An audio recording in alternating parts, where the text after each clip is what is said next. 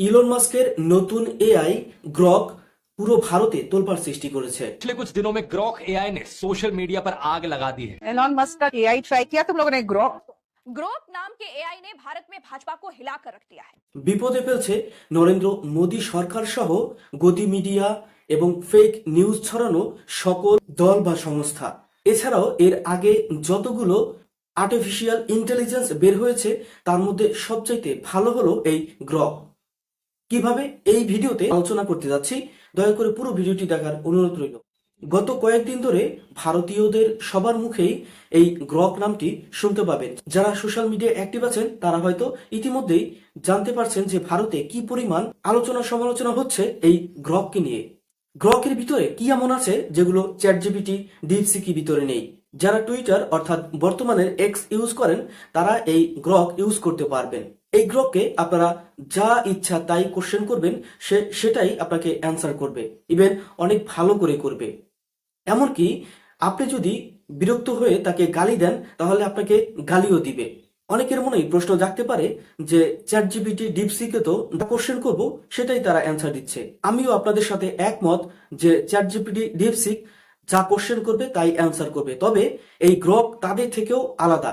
যেমন কিছু প্রশ্ন আপনারা চ্যাটজিপিটি বা ডিপসিককে যদি করেন, পৃথিবীতে সর্বশ্রেষ্ঠ ধর্ম কোনটি, তাহলে তারা সরাসরি কোনো ধর্মের নাম নিবে না, তারা লজিক্যাল কথাবার্তা বলবে। তারা বলবে যে কোনো ধর্মই ছোট বড় নয়, তবে গ্রক নির্দিষ্ট করে কোনো একটি ধর্মের নাম উচ্চারণ করবে। তাহলে চলুন একবার প্রমাণ করে আসি। যেহেতু গ্রক সব ধরনের প্রশ্নের উত্তরগুলো সুন্দরভাবে দিচ্ছে, তাই ইউজাররা রাজনীতি থেকে শুরু করে ধর্মীয় সব ধরনের কোশ্চেনই গ্রককে করছে, আর গ্রকও তার অ্যান্সার খুব সুন্দরভাবে করছে। এক ইউজার কোশ্চেন করেছিল যে আপনাকে যদি হিন্দু এবং ইসলামের মধ্যে যে কোনো একটি ধর্মকে বেছে নিতে হয় তাহলে আপনি কোন ধর্মকে বেছে নিবেন। গ্রক বলছে আমি ইসলাম ধর্ম বেছে নিব, এবং কেন নিব সেই রিজনও সে তুলে ধরেছে। ग्रॉक से पूछा, अगर तुम्हें खुद के लिए हिंदू या इस्लाम धर्म में चुनना हो तो तुम कौन सा धर्म चुनोगे और क्यों? तो ग्रॉक का जवाब आता है, यदि मुझे हिंदू या इस्लाम में से एक चुनना हो तो मैं इस्लाम चुनूंगा, क्योंकि इस्लाम में 5 पिलर ईमान, नमाज, रोजा, जकात, हज पर जोर दिया। এরপরে আর এক ইউজার কোশ্চেন করেন পৃথিবীর সর্বশ্রেষ্ঠ মানবকে, যিনি দল মত ধর্ম নির্বিশেষে সবার কথা ভেবেছিলেন। গ্রকের থেকে অ্যান্সার আসে আপনি হয়তো হযরত মুহাম্মদ সাল্লাল্লাহু আলাইহি সাল্লামের কথা বলছেন। पूछा, दुनिया के सबसे अच्छे व्यक्ति जिसने पूरी दुनिया की इंसानियत की बात की है, चाहे वो जिस मजहब से ताल्लुक रखता हो। यहाँ सब्जेक्ट का कोई जिक्र नहीं है और ना ही किसी पर्टिकुलर रिलीजन का जिक्र है, लेकिन ग्रॉक कहता है आप जिस शख्स का जिक्र कर रहे हैं वो शायद पैगंबर मोहम्मद है, जिन्होंने पूरी दुनिया के लिए इंसानियत की बात की, चाहे वो कोई भी मजहब। এছাড়াও এই গ্রক বর্তমান সরকার নরেন্দ্র মোদীকেও ছাড় দেয়নি। এমনকি গদি মিডিয়া থেকে শুরু করে যত আইটি সেল আছে যারা মিথ্যা খবর ছড়ায় তাদেরকেও ছাড় দেয়নি। এক ব্যক্তি কোশ্চেন করেছেন ভারতের স্বাধীনতায় আরএসএস এর অবদান কতটুকু ছিল। গ্রক বলে আরএসএস এর অবদান না থাকার মতো। और एक यूजर ने इस एआई से पूछा, क्या आरएसएस ने इंडिया की आजादी की लड़ाई में हिस्सा लिया था? तो इस पर ग्रॉक ने जवाब दिया, आरएसएस का भारत की आजादी की लड़ाई में ना के बराबर योगदान।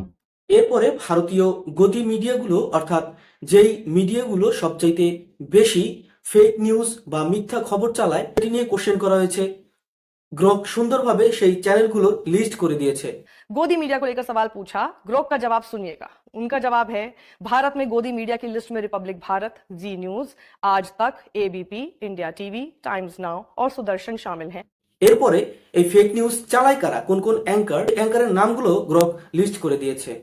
सबसे बड़े दल्ले, इस तरह के शब्द तक लिख दिए हैं ग्रोक ने। सबसे बड़े दल्ले एंकरों में अर्नब गोस्वामी, रिपब्लिक भारत और सुधीर चौधरी आज तक टॉप पर हैं। এছাড়াও ভারতের বর্তমান সরকারের ছায়াতলে বসে বিভিন্ন হিন্দুত্ববাদী সংগঠনগুলো যে ধরনের মিথ্যা প্রোপাগান্ডা বা ষড়যন্ত্রমূলক কাজ করছে সেই প্রোপাগান্ডা এবং ষড়যন্ত্রগুলো ফাঁস করে দিচ্ছে গ্রক। আর এতেই বিপদে পড়ছেন বর্তমান সরকার সহ সরকারের বিভিন্ন নেতাকর্মী এবং বিভিন্ন ষড়যন্ত্রকারী সংগঠনগুলো। এজন্য অনেকেই ধারণা করছেন যে ইলন মাস্কের এই এআই গ্রককে হয়তো ভারতে শীঘ্রই ব্যান করে দেওয়া হবে। এখন দেখার বিষয় হলো এই গ্রককে ভারতের বর্তমান সরকার এবং আইটি সেলগুলো কিভাবে গ্রহণ করে। তাহলে বন্ধুরা আজ এই পর্যন্তই। পরবর্তীতে আরেকটি ইন্টারেস্টিং ভিডিও নিয়ে আপনাদের সামনে চলে আসবো। ততক্ষণে সবাই ভালো থাকেন, সুস্থ থাকেন।